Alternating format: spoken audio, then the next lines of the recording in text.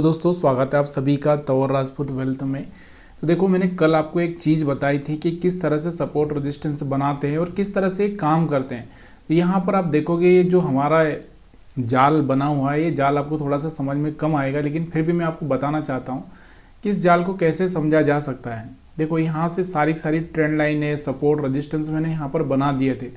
आपको भी पता था कि देखो मैंने कल ही ये लाइन ड्रा की थी और आपको बताया भी था कि कहीं ना कहीं इस लाइन के ऊपर सपोर्ट ले सकता है। तो देखो यहाँ पर पूरा यहाँ पर सपोर्ट लेते हुए स्टॉक, मतलब ये निफ्टी 50 का चार्ट है, यहाँ पर आपको दिख रहा होगा।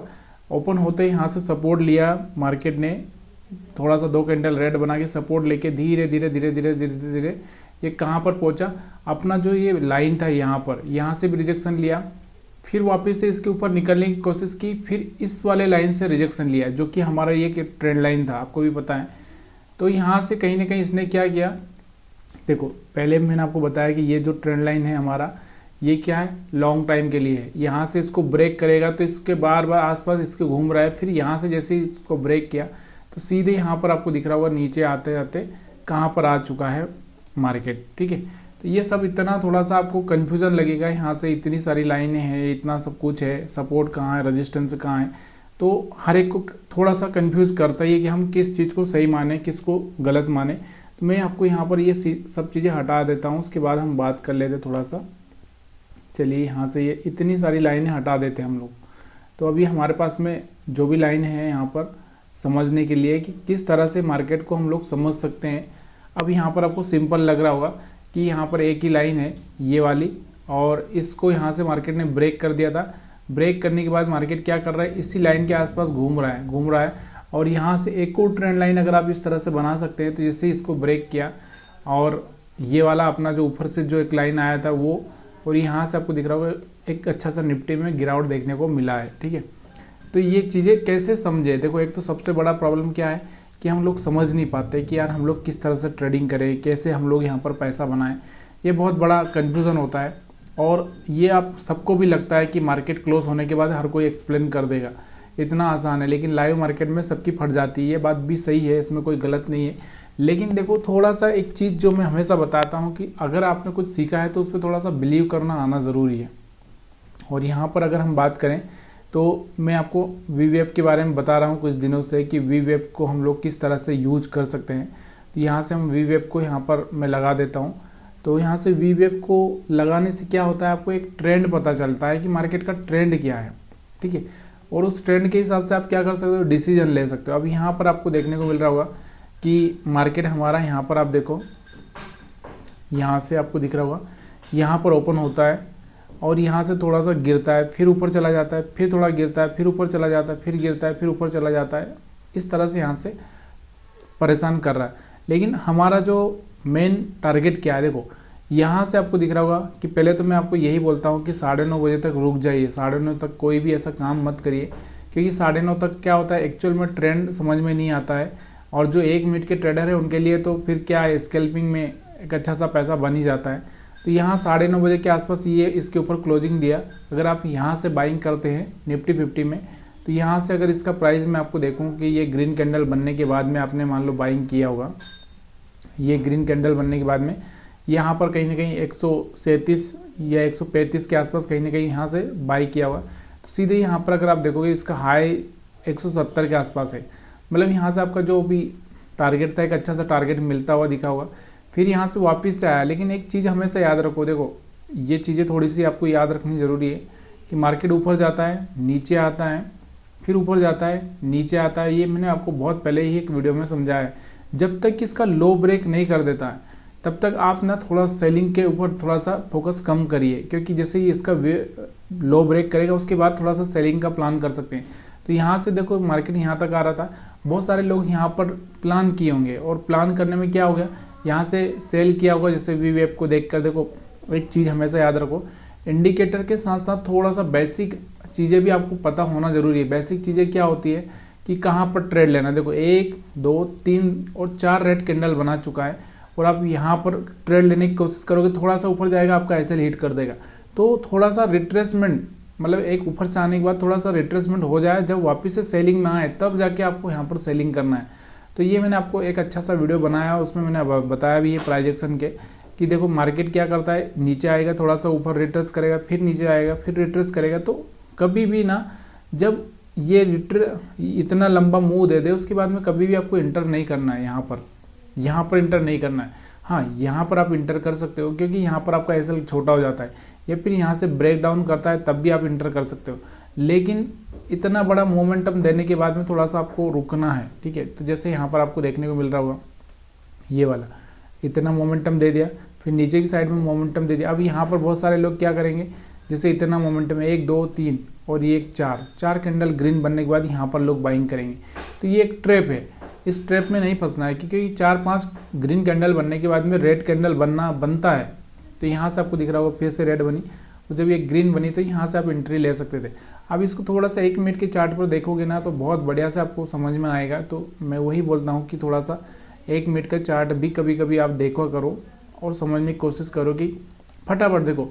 आप स्केल पर है कि आप क्या करते हैं ये तो मेरे को नहीं पता, लेकिन फिर भी मैं वही बोलना चाहता हूँ कि फटाफट ना डिसीजन लेना पड़ता है यहाँ पर स्टॉक मार्केट में। ये देखो 130 के आसपास एक अच्छी सी बाइंग देखने को मिल रही थी और यहाँ से आपको 170 का टारगेट मिला। फिर अगर आप देखोगे तो यहाँ से आपको दिख रहा होगा वापस से यहाँ पर आया, सपोर्ट लिया, यहाँ पर आपका एक एसएल हिट हो सकता है। फिर से वापस यहाँ पर एक बाइंग देखने को मिली, फिर यहाँ पर आपको दिख रहा होगा सेलिंग में आया, फिर यहाँ से मार्केट में फिर एक बाइंग देखने को मिली। तो कहीं ना कहीं वीवीएफ के हिसाब से यहाँ पर एक अच्छा सा रिस्क रिवार्ड कैसे मेंटेन करना है। देखो अभी मान लो ये वाला ग्रीन कैंडल है तो आपको यहाँ पर बाइंग करना पड़ेगा, यहाँ का एसएल रख लो, ठीक है। यहाँ पर आपको दिख रहा होगा ये वाला ग्रीन कैंडल है इसके ऊपर, और यहाँ से आपको जैसे हाई ब्रेक हो तो आप बाई कर सकते हो, या फिर यहाँ पर भी बाई कर सकते हो तो यहाँ का एसएल रख लो। सेम यहाँ पर आपको दिख रहा होगा यहाँ का एसएल रख लो, यहाँ पर आप बाई कर सकते हो। तो ये चीज़ें थोड़ी सी यहाँ पर आपको बहुत आसानी से समझ में आएगी। यहाँ पर आपको दिख रहा होगा जैसे ट्रेंड लाइन, थोड़ा सा और भी एक चीज़ मैं आपको हमेशा ऐड करना चाहता हूँ कि ना ट्रेंड लाइन बनाना भी सीखो। देखो यहाँ से अगर आप ट्रेंड लाइन 1 मिनट के टाइम फ्रेम में भी डाल रहे हो ना तो ये ट्रेंड लाइन यहाँ से ब्रेक हो रही है। अगर यहाँ पर भी आप डाल रहे हो तो यहाँ से आपको दिख रहा होगा यहाँ से कहीं से ब्रेक हो रही है, तो यहाँ पर भी आप एक अच्छा सा पैसा बना सकते हो। या फिर आपको नहीं आता ट्रेंड लाइन बनाना तो यहाँ से मैंने आपको बताया है कि 9 मूविंग एवरेज कैसे। देखो शेयर मार्केट में सक्सेस कौन होगा कौन नहीं होगा ये तो कहना बहुत मुश्किल है। क्यों? क्योंकि जब तक आपकी प्रैक्टिस, जब तक आपके एक तरह से जो मेंटलिटी, साइकोलॉजी ये सब ठीक नहीं होती तब तक ना शेयर मार्केट में इतना आसान नहीं है पैसा कमाना, ठीक है। तो इस चीज़ को देखो, यहाँ पर अगर मैं यहाँ पर बोलूँ कि ये मूविंग एवरेज 9 मूविंग एवरेज और वीवेप दोनों के ऊपर आ चुका है बाइंग, एक अच्छा सा बाइंग। फिर यहाँ पर आपको दिख रहा होगा दोनों के ऊपर आ चुका है, एक अच्छा सा बाइंग देखने को मिल रहा है, ठीक है। दोनों के नीचे आ चुका है, एक सेलिंग देखने को मिल रहा है। तो यहाँ से बहुत बढ़िया से यहाँ पर प्लान कर सकते हो। चलिए हम लोग बैंक निफ्टी को भी समझ लेते हैं, क्योंकि ये सब देखते रहेंगे तो बैंक निफ्टी छूट जाएगा, बहुत टाइम हो जाएगा वीडियो को लंबा। तो यहाँ पर बैंक निफ्टी की अगर हम बात करें तो देखो बैंक निफ्टी में भी सेम चीज़ें आपको देखने को मिली होगी। यहाँ पर मैंने ट्रेंड लाइन बनाया था, इतनी सारी ट्रेंड लाइन है तो कोई ना कोई तो सपोर्ट लेगा, ये भी बहुत सारे लोग ये भी समझ सकते हैं। तो देखिए एक्चुअल में जो चीज़ें हैं वो काम करती है, लेकिन क्या होता है थोड़ा समझने के लिए प्रॉब्लम होती है। यहाँ पर आपको दिख रहा होगा इसी पर सपोर्ट लेता हुआ दिख रहा, मैंने आपको बोला था कि इसको ब्रेक कर देगा तो फिर इसके ऊपर वापस से सपोर्ट लेगा और सपोर्ट लेके यहाँ से वापस से ऊपर जा सकता है। और ये हाई ब्रेक करने के बाद वापस से यहाँ से रिजेक्शन देखने को मिला आपको, और यहाँ से वापस से इस सपोर्ट पर जो कि 51,000 का इसका मेन सपोर्ट था, उसी सपोर्ट पर ये आता हुआ देखने को मिल रहा है। तो इसमें ज़्यादा कुछ आपको समझ में नहीं आएगा, या फिर आपको समझना भी नहीं चाहिए। मैं तो ये बोलता हूँ कि भाई अगर आप थोड़ा सा ये वाला चार्ट देखकर ट्रेडिंग करते हो तो फिर ये वाला ही देखो, या फिर कोई इंडिकेटर देखकर ट्रेडिंग करते हो तो वो इंडिकेटर देखकर ही ट्रेडिंग करो। तो ये सब हटा देता हूँ मैं, थोड़ा सा यहाँ से कन्फ्यूज़न क्रिएट ना हो। मैं आपको सिंपल सी चीज़ें, मैंने आपको चार्ट लर्निंग में यही सब सिखाया है कि चार्ट को कैसे रेट किया जाता है। अभी हम थोड़ा सा इंडिकेटर बेस्ड समझने की कोशिश कर रहे हैं ताकि ये इंडिकेटर भी आपको थोड़ा समझ में आ जाए और आपके दिमाग में घुसे कि सारी चीज़ें काम करती है, लेकिन क्या होता है हमारा जो साइकोलॉजी है वही हमको थोड़ा सा प्रॉब्लम करता है। तो यहाँ से मैंने ये हटा दिया है। अब सिंपल से इसको देखो, यहाँ से आपको देखने को क्या मिल रहा है। देखो अब मैं थोड़ा सा प्राइस एक्शन दिखाने की कोशिश करता हूँ कि देखो हमारे पास में ये वाला पॉइंट एक स्विंग पॉइंट होता है, ठीक है। उसके बाद फिर ये वाला एक स्विंग पॉइंट होता है, ठीक है। उसके बाद ये वाला एक स्विंग पॉइंट होता है, ठीक है, ये वाला, ठीक है। तो मतलब मार्केट क्या करेगा, अगर आएगा तो इसके ऊपर क्या करेगा, सपोर्ट लेके वापस जाने के चांस होता है, इसके ऊपर सपोर्ट लेने के बाद वापस जाने के चांस होता है, और इसके ऊपर वापस, और ये कभी भी अपना पिछला जो स्विंग लो है ना उसको ब्रेक नहीं करता। यहाँ पर आपको दिख रहा होगा इसने ब्रेक किया है, ठीक है। तो अब ये वाला पॉइंट के आसपास से ही कहीं ना कहीं मार्केट रिटर्न हो जाएगा। तो यहाँ से आपको दिख रहा होगा इसके पास से ही यहाँ से रिटर्न होता हुआ दिख रहा है। तो जब भी आपको ऐसा मौका मिले ना, देखिए कभी भी शेयर मार्केट में ऐसा ही ट्रेंड बनता है। तो ये जो यहाँ पर आपको दिख रहा होगा, अगर आप यहाँ से देखोगे तो ये मोमेंटम, ये तो यहाँ से आपको देखोगे कि ये वाला पॉइंट, ये वाला पॉइंट, ये वाला पॉइंट, तो ये हमारे लिए क्या होता है, एक काम कर जाता है हम लोग बाइंग के लिए। बाइंग के लिए कैसे काम करेगा, अब ऐसा तो नहीं है कि आंख बंद करके बाइंग कर लो। तो जब भी यहाँ से 20 मूविंग जो 9 मूविंग एवरेज इसके ऊपर आ जाए तो बाई कर लो, यहाँ पर आ जाए तो बाई कर लो।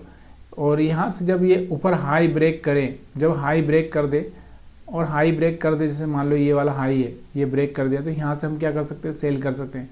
यहाँ से इसके नीचे आ चुका, तो यहाँ पर हाई ब्रेक करने के बाद इसके नीचे आ चुका तो हम सेल कर सकते हैं। तो ये थोड़ा सा प्लानिंग होता है। अब हम चलो यहाँ पे बैंक निफ्टी के चार्ट पर चलते हैं। बैंक निफ्टी के चार्ट पर अगर हम देख रहे हैं यहाँ पर, तो क्या देखने को मिल रहा है हमको, ये देखो यहाँ से अगर आप देखोगे तो यहाँ से वी वेव लगा के रखा है। अब यहाँ से वी वेव में आपको मैंने बोला कि थोड़ा 9:30 बजे तक थोड़ा सा रुकना चाहिए, क्योंकि ट्रेंड एक्चुअल में बनना ज़रूरी होता है कि क्या कौन सा डायरेक्शन रहेगा, उसके हिसाब से आपको यहाँ से ट्रेड करना है।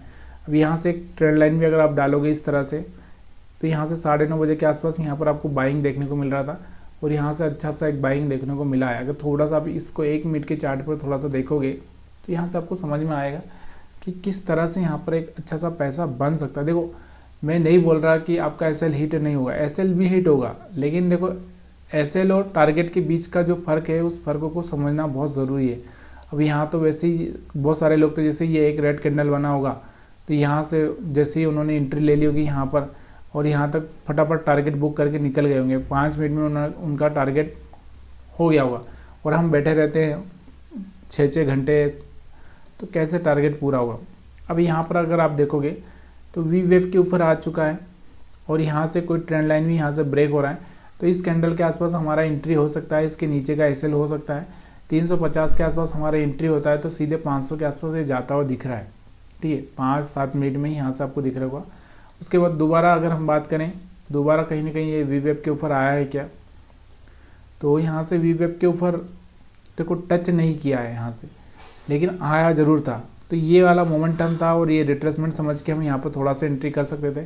फिर ये वाला मोमेंटम था, थोड़ा सा रिट्रेसमेंट के लिए हम यहाँ पर एंट्री कर सकते थे, और यहाँ से तो ब्रेक कर ही दिया। तो यहाँ से ब्रेक करने के बाद तो फिर मार्केट में थोड़ा सा आपको दिख रहा होगा कि एक नेगेटिव मोमेंटम बन सकता है।